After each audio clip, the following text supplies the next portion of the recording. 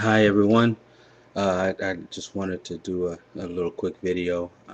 Today I was doing some reading. I was reading in Luke chapter 24 verses. It was the whole chapter that I read, but it was chapter 25 and 26 that got me.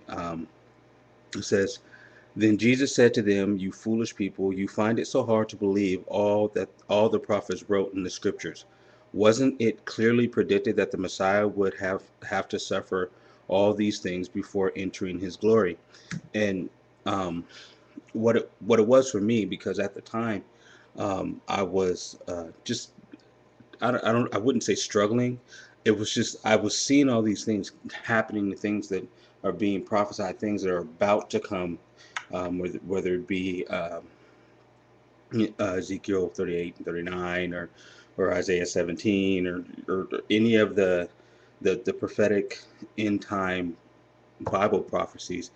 And I'm seeing them come to fruition, and then I'm hearing people say, "Man, the rapture God could come back any second," which we've always known that, but there's something that was so real, and I just couldn't wrap my mind about actually seeing it.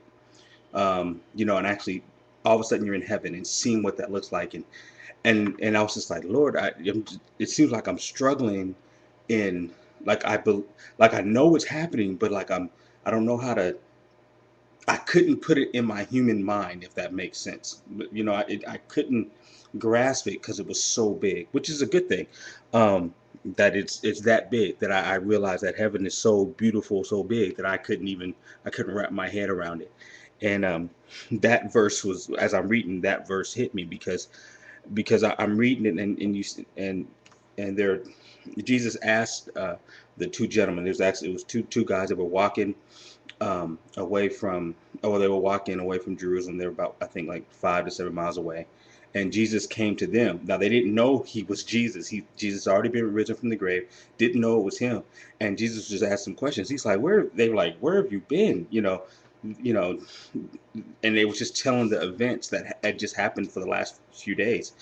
And and then that's when he says what he says about, he says, foolish people, like, why couldn't you believe what was already been said?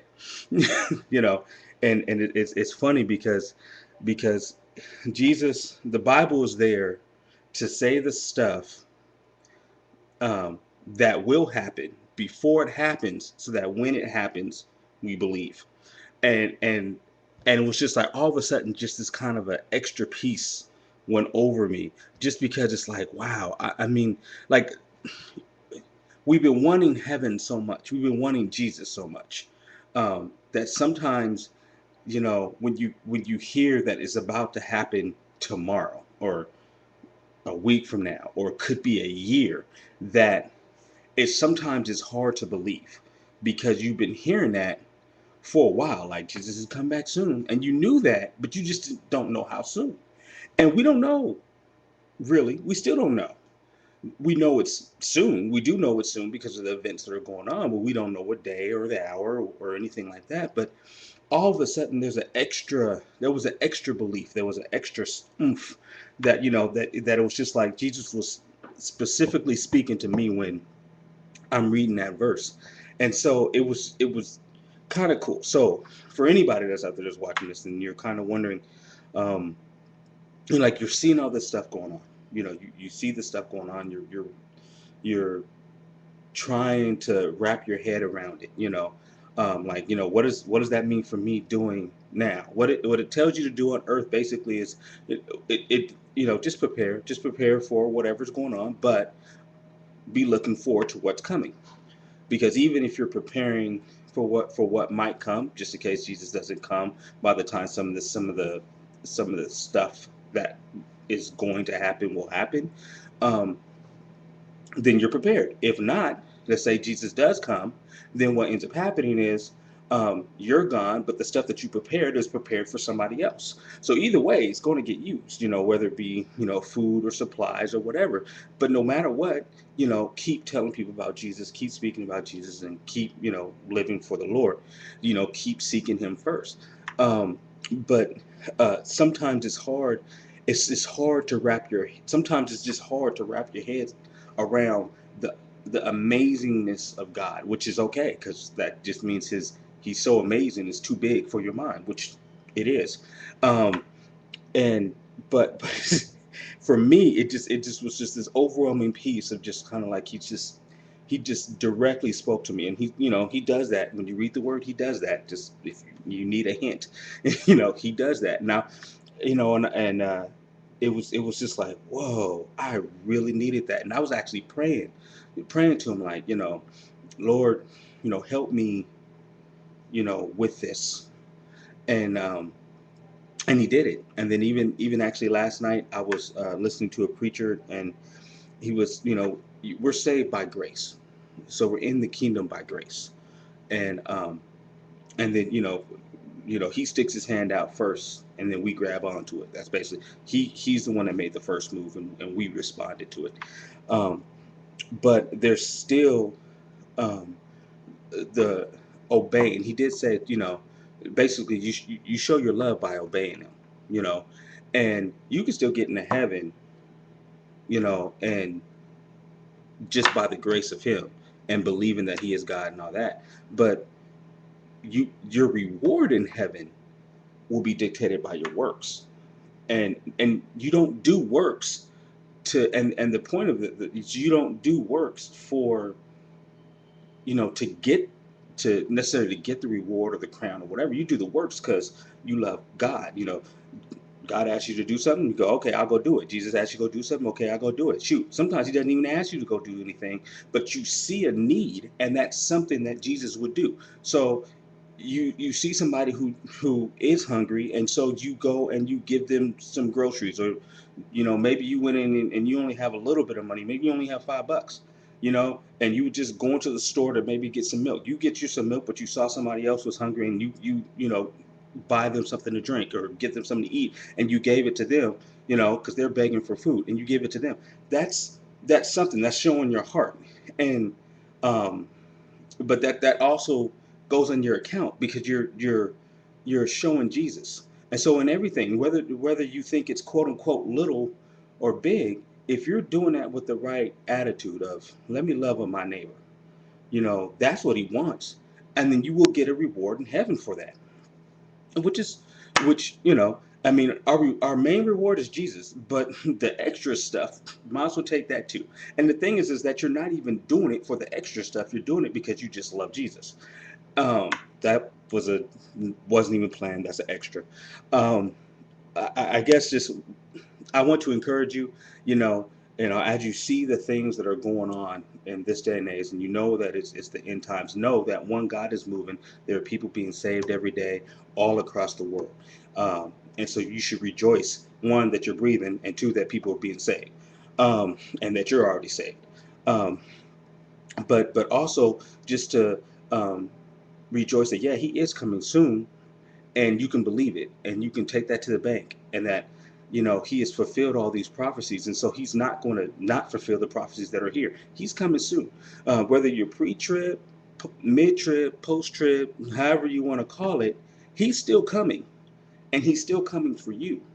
And so therefore, you know rejoice in that, because no matter what you believe, as far as, when he's going to come, or whatever, he's still coming. Well, actually, if it's pre-trib, he's not that he comes, you go up, but that's neither here or there. um, just the point that he's still going to fulfill these prophecies, and he's going to fulfill them the way that they're supposed to be fulfilled. We don't know everything. We don't know exactly how everything is. I mean, he tells us this stuff, but sometimes, we misinterpret what he's talking about, which is, that's because we're human. But he has it there. He has it there for us. He has it in the Bible for us, so that we can look into that. When this stuff happens, we can go, oh my gosh, you already said that. I mean, this book was written thousands of years ago. Our Bible, the Holy Bible, was written thousands of years ago, and yet, things are being fulfilled now. We're at, we're in the end of the game. We are, the closers, like Kobe, and I would say LeBron, but that's not really true. Like Kobe, like Jordan, you know, that's, we're the closers. We're there to finish out this era, and that's kind of special, because, as one of my pastors puts it, he said the coach puts their best players at the end of the game, and so that's kind of that's kind of where we're at. We're at this great time where we can go to witness to people and really show people the love of God the right way, where you just love on them. If they need something, you try and give it to them, and you tell them about Jesus. Don't make it all hard, complicated, and weird. It's love God, love people, and preach the word. It's not hard. Um, and by doing that, by doing what you're supposed to be doing, everything else rolls. So if you are having this kind of like, man, I like you're struggling in believing everything that's happening, even though it's happening right in front of your face, but you're struggling in believing it because you've been so used to maybe not believing it or not seeing it, or we're used to not we're used to not seeing an invisible God.